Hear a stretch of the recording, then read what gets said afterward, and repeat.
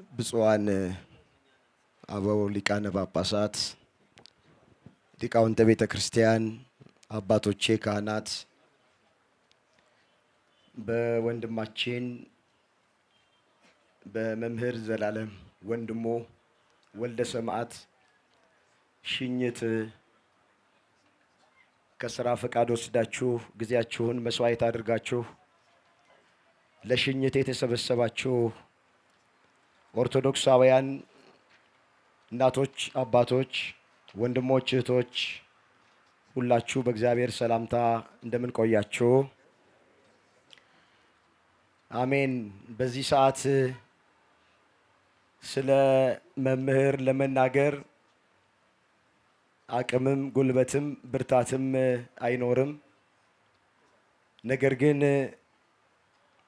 ሰሞኑን ሁሉ እረፍቱን ከሰማንበት ቀን ጀምሮ ብዙዎቻችሁ ሐዘናችሁን እየገለጣችሁ ስለሆነ ልክ ከቤታችሁ አንድ ሰው እንደሞተ አድርጋችሁ እያዘናችሁ እንዳለ ስለምናውቅ ትንሽ እኔን ያጽናናኝ የዘላለም መንፈስ እናንተንም እንዲያጽናናችሁ ስለፈለግኩ ትንሽ ቃል ለመናገር ፈልጌ ነው። ከባድ ነው በዚህ ቀን ለመናገር። እንግዲህ ዘላለም በቤታችን እንደ አባት የምናከብረው እንደ ወንድም ደግሞ የምንወደው ፈሪሃ እግዚአብሔርን እያስተማረ ኮትኩቶ ያሳደገን፣ ትህትናን ያስተማረን፣ ደግነትን፣ ቅንነትን ያስተማረን፣ ለራስ መኖር ሳይሆን ለሌላ ሰው መኖርን ያስተማረን፣ በጣም ትሁት፣ በጣም የተለየ ወንድማችን ዘላለም የማየ ልጅ ብቻ አይደለም። ዘላለም የሁላችንም ልጅ ነው። የቤተ ክርስቲያን ልጅ ነው ዘላለም። አዎ፣ በዘላለም ሕይወቱ ያልተቀየረ ሰው የለም። በዘላለም በሃይማኖት የበረታ ሞልቷል። ብዙ ነገር ከዘላለም አግኝተናል። በአገር ውስጥም በአገር ውጭም ያለን ብዙዎቻችሁ እየደወላችሁ ምስክርነት ስትሰጡኝ እንደነበረ በወንድማችን በወልደ ሰማዕት ብዙ በርካታ ነገሮችን አግኝተናል።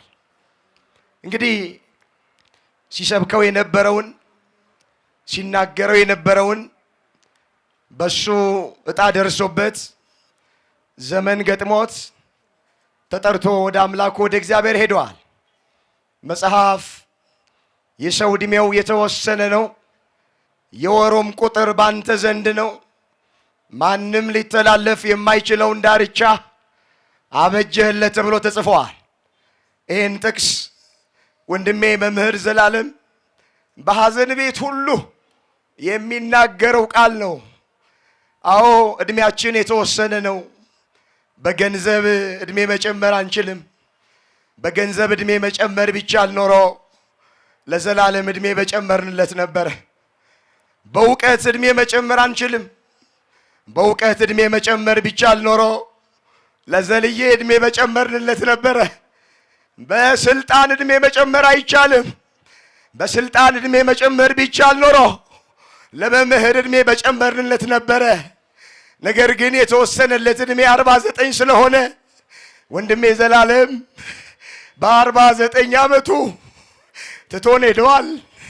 በዚህ ዘመን ዘላለም በዚህ ዘመን ቤተ ክርስቲያን ከውጭም ፈተና ባለባት በዚህ ዘመን መጽናናት በምንፈልግበት በዚህ ዘመን ኑሮ በከበደን በዚህ ዘመን ዘልዬ ወንድሜ የኔ መኩሪያ እንድታለቅሱ አይደለም፣ ብታለቅሱም ችግር የለም።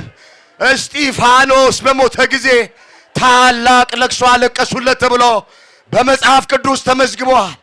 ግን ወዴት እንደሄደ ስለምናውቅ አድራሻውን ስለምናውቅ አናዝንም። እኛ ከሞት በኋላ ሕይወት አለን። ከመቃብር በኋላ ትንሣኤ አለን። ዘላለም ወደ እግዚአብሔር ለመሄድ ነው ያረፈው። ዛሬ ከእግዚአብሔር ጋር መኖር ከጀመረ 5ኛ ቀን ነው። አምላካችን እግዚአብሔር ወንድማችንን ነፍሱን ስለተቀበለልን እናመሰግነዋለን። ነፍሱ ይረፋ አንልም፣ ነፍሱን ተቀበላት አንልም። ሙሉ ጊዜውን ለእግዚአብሔር የሰጠ ነው። ያባከነው ጊዜ የለም። ወገኖቼ ከታሰሩት ሲጠይቅ፣ የተራቡትን ሲያጎርስ፣ የተጠሙትን ሲያጠጣ፣ የተቸገሩትን ሲረዳ ዘላለም ቤታችን ውስጥ አናገኘውም። እናቴ ዘላለም ሁሌ እንደናፈቃት ነው። አታገኘውም ዘላለምን። ሁልጊዜ አገልግሎት፣ ሁልጊዜ አገልግሎት፣ ሁልጊዜ አገልግሎት ነው። እንደወጣ ቀረብን ደግሞ ውሃ ሳናጠጣው። እግዚአብሔር ይማር ሳልነው አጥተነዋል። ለነገ ይህን ክብር ስናይ፣ ይህን ሽንት ስናይ ደስ ብሎናል። እግዚአብሔር ያክብራችሁ። አንድ ቃል ተናግሬ መልእክቴን መጠቅለል እፈልጋለሁ። በሀገር አሜሪካ ያላችሁ ካህናት፣ ሊቃውንተ ቤተ ክርስቲያን ከተለያየ ስቴት መጣችሁ ልጃችንን ወንድማችንን በክብር የሸኛችሁልን ያኮራችሁንን እግዚአብሔር ያክብርልን። ብፁዓን ሊቃነ ጳጳሳት ሁሉ ነገር ትታችሁ አገልግሎታችሁን ስራችሁን ትታችሁ ወንድማችንን ስለሸኛችሁ እጅግ እናመሰግናለን። የዘላለም ልጆች ኦርቶዶክሳውያን በሙሉ ይሄ ድምፅ የሚሰማችሁ ክብር ይግባችሁ። ባስቀረልን ወንጌል በሃይማኖት ጸንተን እንድንኖር አምላካችን እግዚአብሔር ሁላችንንም ይርዳን። የሁላችንን መጨረሻ እግዚአብሔር ያሳምር። ቃለ ሕይወት ያሰማልን። ወንድማችን የተባረከ የተቀደሰ ቤተሰብ እንግዲህ ታናሽ ወንድሙም እንዲሁ ነው። እንደምታዩት ነው። አንተን ያኖርልን። በጣም ሁለት ብቻ በእናንተ ፈቃድ ዝናቡ ሰዓቱም እንደሄደ ነው። ከይዲዲያ መንፈሳዊ ማህበር ከሊቃውንት ጉባኤ ከአረጋውያን አባቶች የነበሩ መርሃ ግብሮችን ትተናል።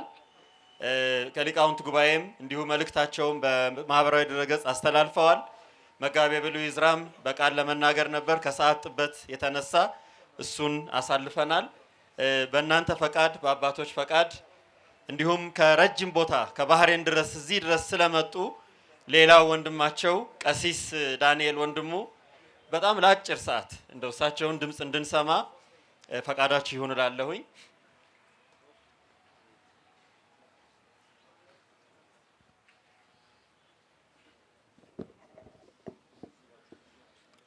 ብፁዓን አበው ሊቃነ ጳጳሳት፣ ሊቃውንተ ቤተ ክርስቲያን ሁላችሁ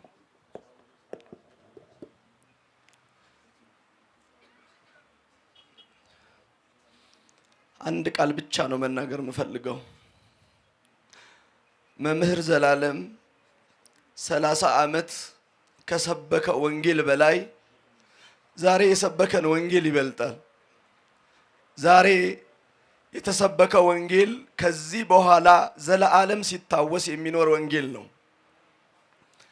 ዛሬ መምህር ዘላለምን ብንወቅሰው ወቀሳችን አይደርሰውም፣ ብናወድሰው ውዳሴያችን እንደማይደርሰው፣ በውዳሴያችን እንዳይሰናከል፣ በትችታችን ተስፋ እንዳይቆርጥ ሥላሴ እንዲህ ባለ ክብር አከበረው።